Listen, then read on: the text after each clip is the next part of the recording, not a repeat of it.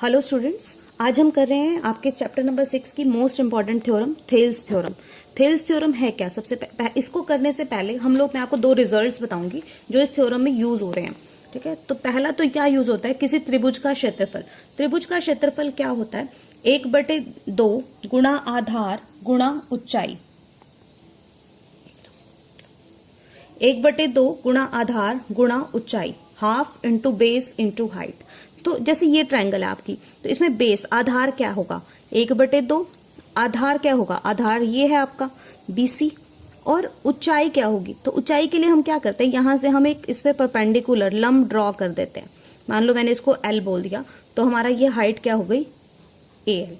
ठीक है, तो ये तो सीधी वाली ट्रायंगल थी, तो इसमें आपका इजी था। अगर सपोज ट्रायंगल थोड़ी सी इस टाइप की है, तो इसमें क्या होगा? इसमें क्षेत्रफल क्या होगा, एरिया क्या होगा?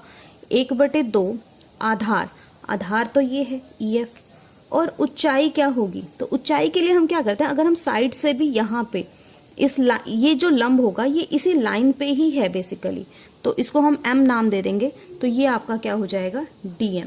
तो ये भी ऊंचाई इसी ट्रायंगल की ही है। ठीक है, इसके जो यहाँ से इस टॉप पॉइंट से जब हम इसके बेस के ऊपर कोई भी परपेंडिकुलर डालते हैं तो वो उसकी लंबाई होती है, ये उसका ऊंचाई होती है। ठीक है, दूसरा रिजल्ट इसमें क्या यूज होगा? दूसरा रिजल्ट यूज होगा कि अगर दो समांतर रेखाओं के बीच, ठीक है, दो समांतर रेखाएं, जैसे एक रेखा ये है और एक ये है, इन दो समांतर रेखाओं के बीच हम त्रिभुज बनाते हैं। एक त्रिभुज हमने ये ड्रॉ किया और एक त्रिभुज हमने ये ड्रॉ किया। अगर इन दोनों त्रिभुज का बेस एक ही है तो इन दोनों त्रिभुजों का क्षेत्रफल बराबर होगा। त्रिभुज ABC का क्षेत्रफल बराबर होगा त्रिभुज PBC के क्षेत्रफल के। ठीक है, अगर दो त्रिभुज हैं जो समांतर रेखाओं के बीच बने हैं और उनका आधार सेम है, बेस सेम है, ठीक है, तो उन दोनों त्रिभुज का क्षेत्रफल बराबर होगा। ये दो रिजल्ट हम यूज करेंगे, उसके बाद आपको थ्योरम समझ में आएगी अच्छे से। देखो कैसे, क्या थ्योरम है। सबसे पहले थ्योरम समझो। किसी त्रिभुज में एक भुजा के समांतर अन्य दो भुजाओं को भिन्न भिन्न बिंदुओं पर प्रतिच्छेद करने के लिए एक रेखा खींची जाए।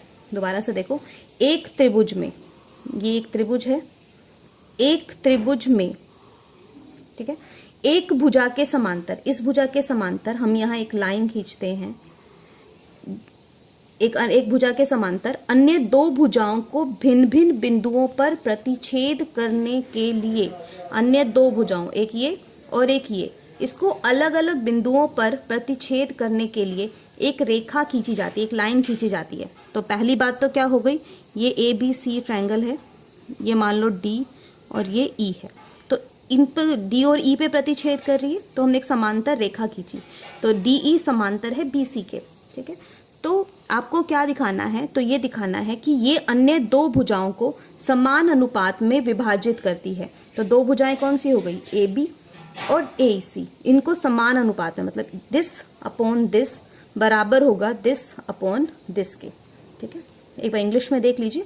If a line drawn parallel to one side of a triangle, अगर एक लाइन ड्रॉ की जाती है parallel to one side of the triangle, DE draw की BC के parallel, to intersect the other two sides in distinct point, जो बाकी दो साइड्स को डिस्टिंक्ट मतलब अलग अलग पॉइंट्स में इंटरसेक्ट करती है। जैसे इसको D पे किया, इसको E पे इंटरसेक्ट किया, तो ये उसको सेम रेशो में डिवाइड करेगी।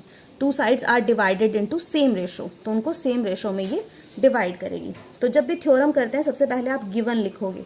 गिवन क्या है, ट्रायंगल ABC दिया हुआ है पहली बात, और उसमें क्या दिया है कि DE जो है पैरेलल है BC के, DE पैरेलल है BC के। और प्रूव क्या करना है, टू प्रूव, सिद्ध करना है। क्या सिद्ध करना है आपको? सिद्ध करना है कि AD upon DB equal to AE upon EC, AD upon DB AE upon EC के इक्वल प्रूव करना है। इसमें हम एक कंस्ट्रक्शन करेंगे, जो थ्योरम है उसको आप चेंज नहीं कर सकते हो, उसमें वही के वही स्टेप्स चलेंगे, बस आपको समझना है। पहला काम तो क्या करेंगे कि DC को मिलाया और EB को मिलाया। ठीक है, DC व AB को, सॉरी DC और BE को मिलाया। और एक काम और करेंगे, हम परपेंडिकुलर्स ड्रॉ करेंगे, एक ये EL और इसको दे दो DM, ठीक है। तो और क्या किया, EL perpendicular AD and DM perpendicular AE बनाया, ठीक है। अब इसका प्रूफ करते हैं। ये आपको कंस्ट्रक्शन करनी ही है, ये आपको याद रखनी पड़ेगी इस थ्योरम में, ठीक है। अब हम क्या करते हैं, हम इसमें क्षेत्रफल लेके चलेंगे। सबसे पहले हम ले रहे हैं ADE, इस वाली त्रिभुज का क्षेत्रफल, ठीक है। एरिया लिख रहे हैं यहाँ पे, ट्रायंगल ADE, ठीक है। त्रिभुज का क्षेत्रफल होता है 1/2 गुणा आधार गुणा में ऊंचाई, ठीक है। जब हम ADE का क्षेत्रफल लेंगे तो इसको थोड़ा सा ऐसे घुमा के देखो, ठीक है। जब हमने इसको ऐसे घुमा के देखा तो ADE इसमें आधार हो गया ये वाला आपका और लंब हो गया ये वाला, ठीक है।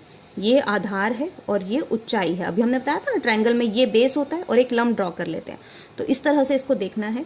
तो 1/2 आधार हो गया आपका AD और हाइट हो गई आपकी, ऊंचाई हो गई EL, ठीक है। इसको नंबर 1 डाल दो। उसके बाद आप लेंगे दूसरी ट्रायंगल। दूसरी ट्रायंगल में क्या लोगे, नीचे से लो DBE, एरिया ट्रायंगल DBE, ठीक है। DBE का क्षेत्रफल क्या होगा। अब इसको फिर से ऐसे देखो, DBE, ये जैसे मैंने आपको बताया था ना, ये टेढ़ी अगर त्रिभुज हो इस टाइप की तो इसमें ये हाइट आप ड्रॉ कर देते हैं। तो इस तरह से जब हमने यहाँ पे लिया DBE का क्षेत्रफल, तो ये यही वाला लंब जाएगा, क्योंकि इसी लाइन के ऊपर है ये, तो ये आपके त्रिभुज है, तो इसका लंब यही वाला हो जाएगा, ठीक है। तो क्या हो जाएगा, 1/2 आधार आप लोगे, ऐसे रखो पूरा, DB, ठीक है। आधार हो जाएगा DB और ऊंचाई हो जाएगी EL, ठीक है। इसको नंबर 2 डाल दिया हमने, ठीक है। DB ये आधार हो गया और ये आपकी ऊंचाई हो गई। अब इन दोनों को अपोन में लिखेंगे, एरिया ADE अपोन में एरिया ट्रायंगल DBE का, ठीक है। ADE का यहाँ से आया है 1/2 AD इंटू EL अपोन में हाफ इंटू इसका DBE का यहाँ से लिखो DB इंटू EL, 1/2 दोनों कैंसिल, EL से EL कैंसिल, क्या बच गया, यहाँ से ही लिख देते हैं AD अपोन में DB। इसको नंबर 3 डाल दो, ठीक है। जो काम हमने इधर की साइड पे किया अब इधर की साइड पे करेंगे, ठीक है। तो हम क्या लिखेंगे, एरिया ट्रायंगल, अब ADE यही लेना है, ADE। अब इधर से देखोगे तो जब इधर से इसको घूम के देखो, ये बेस हो जाएगा और हाइट क्या होगी, ये DM हो जाएगी। तो 1/2 आधार आपका हो जाएगा AE और ऊंचाई हो जाएगी DM, ठीक है। और दूसरा हम लेंगे एरिया ट्रायंगल DEC का, DEC, तो हाफ। अब जब इसको इधर से देखो, अब ऐसे करके DEC में आधार हो जाएगा EC, ठीक है, और लंब ये वाला आएगा आपका, क्योंकि ये इसी लाइन के ऊपर आपने लंब डाला हुआ है। तो हाफ इंटू आपका हो गया EC इंटू DM, ये आधार हो गया और ये आपका लंब हो गया, ठीक है। तो इसी तरह से जैसे यहाँ पे रखा था अपोन में, ऐसे ही इसको भी रखिए, area triangle ADE but upon में area triangle DEC equal half of AE into DM upon half of EC into DM। तो DM से DM कैंसिल, हाफ से हाफ कैंसिल, तो यहाँ रह गया आपका AE अपॉन में EC। ये नंबर 4 डाल दो। अब उसके बाद DB है ही नहीं,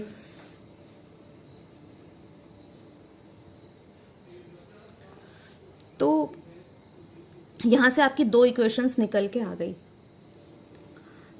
तो अब क्या करना है, देखो अब यहाँ से इन दोनों को कंपेयर करो। यहाँ पे ADE दोनों में ऊपर है, ठीक है। यहाँ पे DBE है, DBE,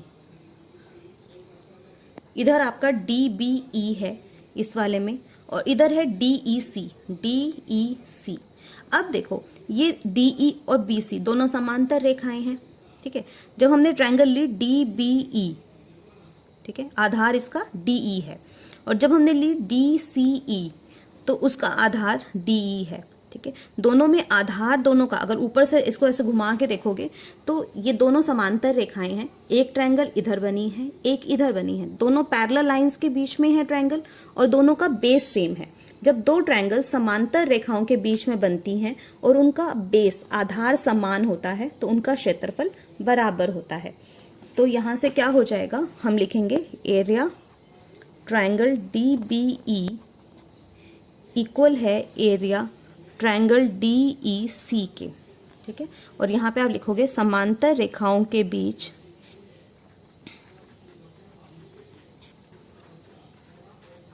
समान आधार पर बने त्रिभुजों का क्षेत्रफल बराबर होता है, ठीक है। तो यहाँ से हम ये दोनों साइड्स हमारी बराबर हो गई, ठीक है। तो area triangle ADE upon area triangle DBE equal हो गया area triangle ADE upon area triangle DEC। देखो ADE दोनों में बराबर है, ये हमने बता दिया DBE और DEC बराबर हैं। तो यहाँ से क्या हो गई, ये वाली साइड्स भी बराबर हो गई। तो फ्रॉम 3 and 4 हम क्या बोल देंगे, AD अपॉन DB इक्वल है AE अपॉन EC के, ठीक है। तो ये दोनों साइड्स भी आपकी क्या हो जाएंगी, बराबर हो जाएंगी। जब इधर की साइड्स बराबर होती हैं तो ये वाली साइड्स भी बराबर हो जाती हैं। तो यही आपका प्रूफ करना था। देखो हमने प्रूफ में यही डाला था, AD upon DB equal AE upon EC, यही प्रूव करना था। तो हैंस प्रूव लास्ट में लिख देते हैं, जब आपकी चीज़ प्रूव हो जाती है तो उसको लिखते हो हैंस प्रूव। तो ये आपकी बेसिक प्रोपोर्शनेट थ्योरम है, इसको अच्छे से कर लीजिए। इसको कम से कम भी 5 बार लिख के देखो, तभी ये अच्छे से होगी। और मुझे ये करके अभी सेंड करेंगे सब।